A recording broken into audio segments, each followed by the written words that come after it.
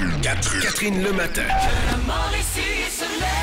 Voici le Doc Mayou. Et même quand on va voir des policiers... Le tripotage dans le métro, par exemple. Je m'excuse, moi, si mon patron me tripote puis que j'ai 17 ans, c'est un non. C'est assez, ça ne se fait pas. Alors que dans la lettre, on dirait que c'était quelque chose de correct, de commun, que c'était à la limite du badinage, que c'était sympathique. C'est ce qu'elle a peut-être craint, c'est qu'on parte en peur. Tu comprends? Ce que je crains, c'est qu'il ne faut pas qu'on en fasse une hémorragie. Un geste mal placé, il ne faudra pas nécessairement qu'il devienne pénalisant. C'est-à-dire, les hommes sachent comment agir avec les femmes. C'est ce qui m'inquiète. Vous avez si bien dit les choses. Parce que désirer, c'est de la joie.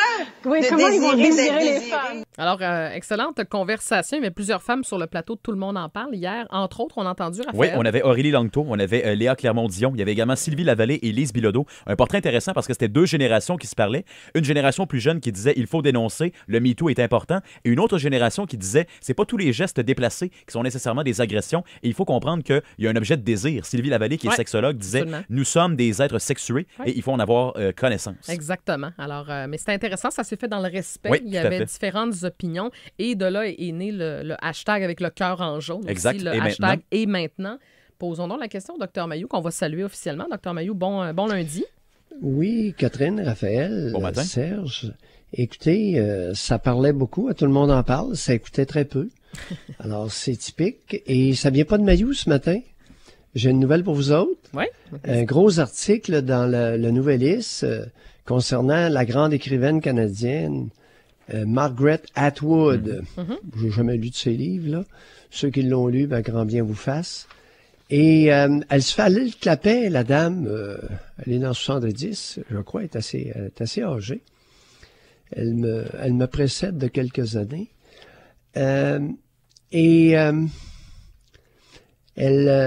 dit ceci, il y a quelqu'un il y a un internaute qui l'a apostrophé et auquel on prête les propos suivants. Si Margaret Atwood souhaitait que cessent les guerres entre les femmes, elle devrait arrêter de déclarer la guerre contre les femmes plus jeunes et moins puissantes et commencer à écouter.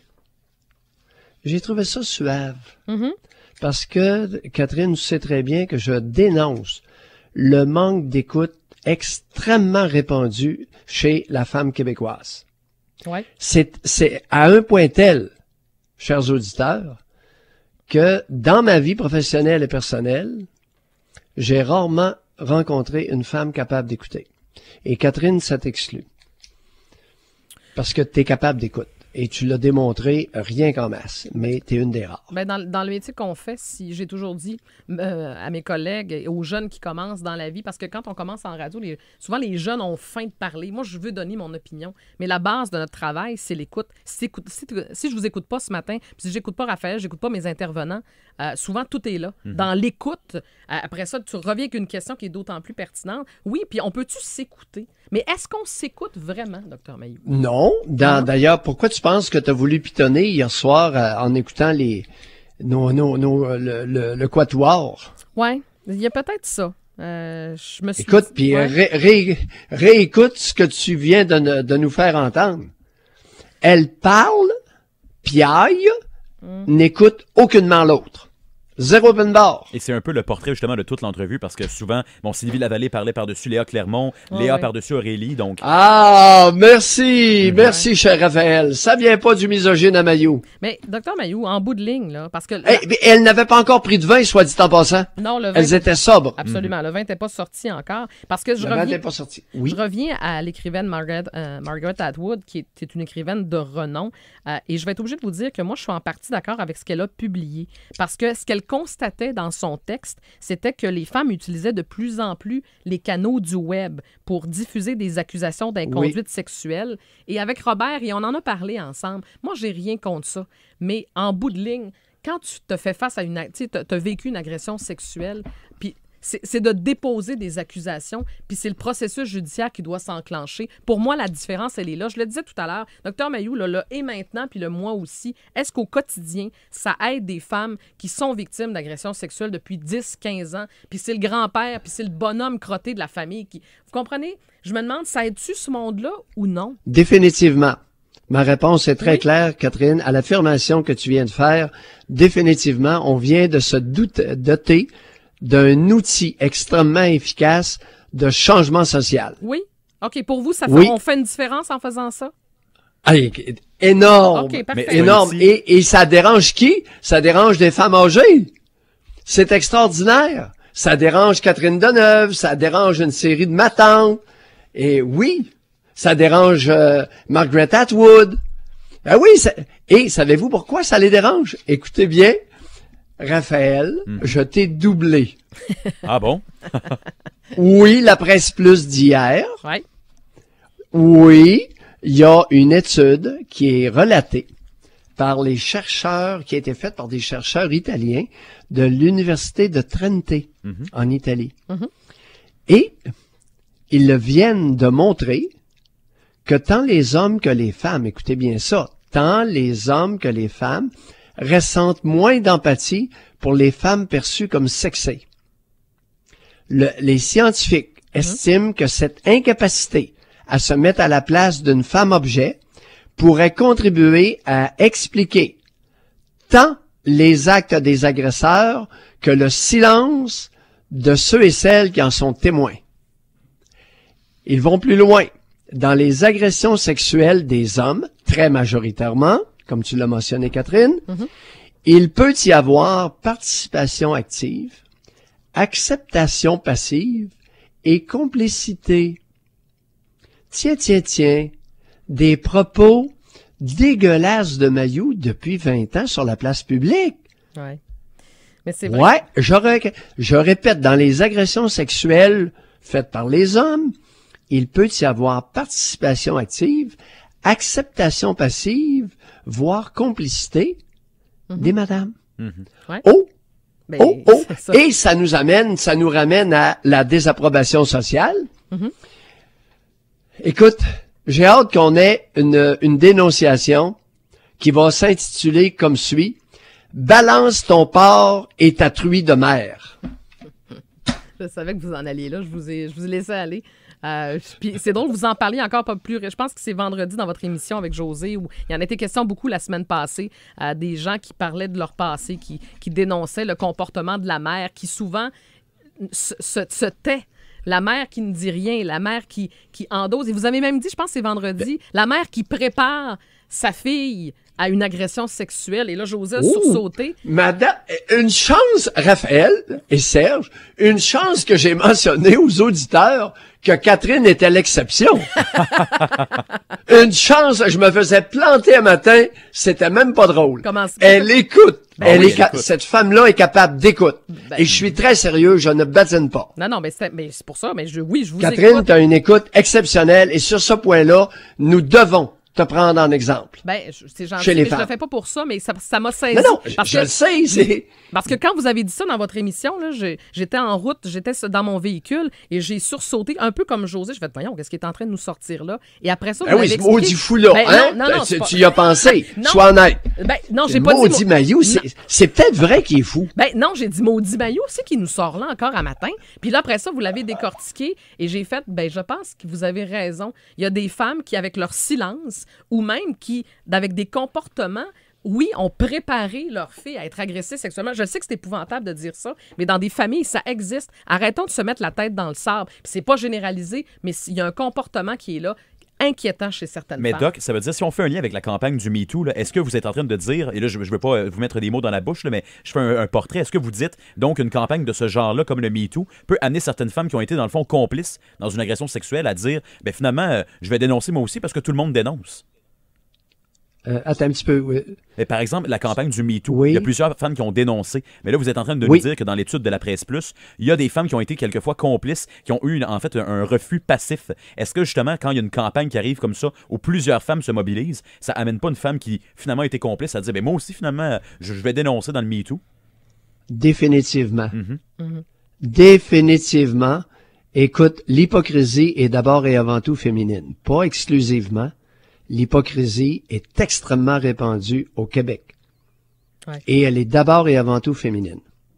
Pas exclusivement. Non, Il y a mais- des hommes hypocrites. Ouais. Mais des femmes hypocrites. Et Raphaël, merci. Merci, je pense que ton affirmation est sévère, elle est bouleversante. Je crois qu'elle est exacte. Est-ce que Dr. Mailloux? Et merci aux chercheurs italiens de l'Université de Trente en Italie. Écoutez, j'ai lu ça hier, puis j'ai eu un grand soupir, Catherine. Ben, j'ai dit, Mailloux, t'es peut-être pas aussi fou que t'en as l'air. Ben, c'est vrai que c'est très intéressant, cette étude-là. Je vous le dis, chers auditeurs, c'est dans la Presse Plus d'hier. J'aime beaucoup.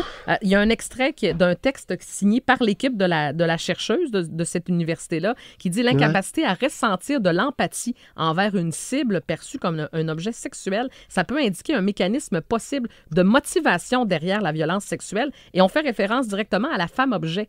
Une femme en robe courte avec des souliers à talons hauts et du maquillage. La même femme. Et un décolleté. Et un décolleté.